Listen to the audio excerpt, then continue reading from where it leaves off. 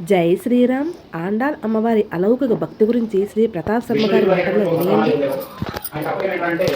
ప్రతిరోజు తులసి పత్రం తయారు ఆ తులసి మాల కట్టి ఆ శ్రీగిరిపురంలో ఉన్నటువంటి రంగనాథ స్వామికి రోజు దండేవడం అని చెప్పి విజయం అన్నమాట. ప్రతిరోజు అలాగే ఒక రోజు పెట్టి ఆ తులసి మామలో క్షేత్రంలో ఆ తులసి మామలో ఒక చంటి దొరుకుతున్నాయి. అమ్మవారి ప్రసాదాన్ని భావన చేసుకొని ఆమెకి ఆండాళ్ అనే పేరు పెట్టుకొని అలా ముందుగా వేసుకుంటున్నాడు అదొక మాషే. అమ్మాయి యుక్త వయసుకు వచ్చింది, ఆ పక్కతో కాలం గడుపుతుంది. తన యొక్క స్నేహితురాలతో ఆడుకుంటూ ప్రతిరోజు కూడా ఆ రంగనాథ స్వామి దేవాలయాన్ని తప్పకుండా వెళ్తుంటున్నాయి.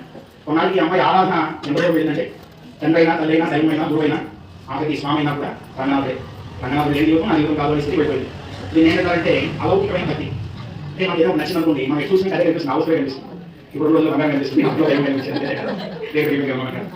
అయితే ఇలా సాగుతూ ఉంటే ఒక సమయంలో తండ్రి గారు రోజు పండుగ మాలు పెడుతున్నారు కదా, ఈ మాలు వేసుకుంటే నా రంగనాథుడు చాలా అందంగా ఉంటాయి కదా, నేను ఒకసారి వేసుకోకూడదు అని చెప్పి తండ్రి గారు మాల కట్టేసి ఒక మేకు పెట్టి బయటకు వెళ్ళి ఏదో బయట దగ్గర నుంచి తిరుగుతారు. అవి చూసుకొని మళ్ళీ ఇంటికి వచ్చేసరికి ఈ అమ్మాయి అచ్చ రంగనాథుడు లాగే మాల వేసుకొని కాస్త అటు తిరిగి అతను చూసుకొని చూసిపోయిందట. నా స్వామి వేసి మాల వేసే మాల ముందే వేసుకున్నాను. ఈ గ్రామకి గురువు ఉండవండి, ఈ ఆరాధనకి గురువుని చూడండి. కృష్ణపరమాత్మ వాడి మానవుడు నేను ప్రేమిస్తే ఎంత దగ్గర దిగిపోతాడు. స్వామి కోసం తలనొప్పి వచ్చినాక అమ్మవారి వాళ్ళ వాళ్ళ కింద మట్టి తీసేస్తే తగ్గినాక అంత ప్రేమ ఉంటున్నాడు బరువు, అందుకు చెప్పుకోలేదు కూడా. అయితే ఆ రోజు దండ వేసేసారు స్వామి వారికి, బాగానే ఉంది. ఇలా కొంతకాలం గడిచింది. ఒక రోజు అచ్చక స్వామి దండ వేసుకుంటే ఆ దండలో తల వెంట ఒకటి భయపడిందంట. అచ్చక స్వామి తలకోపడిపోయి వైష్ణవులనే కాదు, దైవాన్ని సమర్పించే పువ్వుల్లో కానీ దండలో కానీ ప్రసాదంలో కానీ వెంటనే కలిసి దైవం సేవించి ప్రత్యేకంగా వైష్ణవ సంప్రదాయంలో ఏంటంటే తులసి లేకుండా నైవేద్యం పడిగా చాలా మీకు ఏం విషయం. తులసి లేకుండా నైవేద్యం సమర్పిస్తే సేవించడం ఉంటుంది. అప్పుడు ఇది తులసి టైంకి అటువంటి తులసిలో తల వెంట వచ్చింది, ఎక్కడి నుంచి వచ్చి అని చెప్పి అసలు ఆలోచిస్తూ ఆ విషయం పిలిచి ఏమయ్యా ఇవాళ ఎక్కువ పొరపాటు జరగలేదు, ఇదే బాగోలేదు వ్యవహారం కొంచెం చూసుకో, ఈ పద్ధతి కాదు, నేను కొన్ని రోజులు మరి దేవాలయాన్ని నేను చేయమైతే లేదు అని చెప్పి తీసేసారు ఉద్యోగం నుంచి.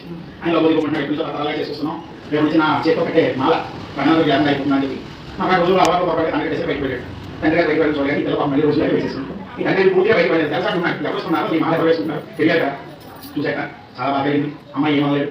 అలాగే మాకు తండ్రి వాళ్ళకి కోపం ఉంటుంది తండ్రి నాకు ఒక నిమిషమే ఏదో దగ్గర అమ్మాయి చాలా బాధపడింది, ఇంకెప్పుడు చేయనా అపరాధం అయిపోయింది అన్నారు. సరే అని చెప్పేసి జరిగిన విషయం అసలు స్వామి చెప్పాడు. నాకు చేయాలి గారి స్వామి అన్నారు. ఈరోజు ఈసారి రోజు కన్నా జాగ్రత్తగా ఆయన దగ్గర మార్కెటింగ్ అడిగి బయట పడిందా ఆయన స్వాస్థాలు స్వామి సమర్పించారు. అలంకరణ అవగానే మాల దగ్గర తీపోతున్నాయి. స్వామి స్వీకరించలేదన్నారు. వీటికి అర్థం కావట్లేదు ఏంటి రోజు వేసుకుని మాల రంగాలు మాల స్వీకరించడం అని చెప్పి ఏదో అపరాధం జరిగిందని చెప్పి స్వామివారి వాళ్ళు అనేక విధాలుగా వేడుకుంటున్నారు. అంటే ఏదైనా కోపం బలం ఏదో ప్రేమతో తరచు మాట్లాడుతుంటే దిగులో కూడా చాలా విషయాలు ఉన్నాయి. ప్రధాన ఇలా చాలా ఉన్నాయి. కథలు మనం నమ్మాలి, మనం చూడాలి, భగవంతుని నమ్మాలి. తీగే కథ అయితే ఎప్పుడైతే ఈ విధంగా బాధపడుతున్నారో స్వామివారి అశేఖరం చెప్పిందట. అమ్మాయి యొక్క ఆరాధనకి అమ్మాయి ప్రేమకి ఎటువంటి అవసరం లేదు, ఎటువంటి స్వార్థం లేదు, అటువంటి స్వచ్ఛమైన ప్రేమ నేను స్వీకరిస్తాను అని చెప్పి స్వామివారు చెప్పారు.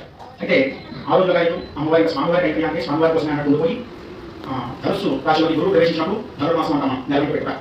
అప్పుడు తెల్లవారుజామున నిద్ర లేచి స్నానం గోవింద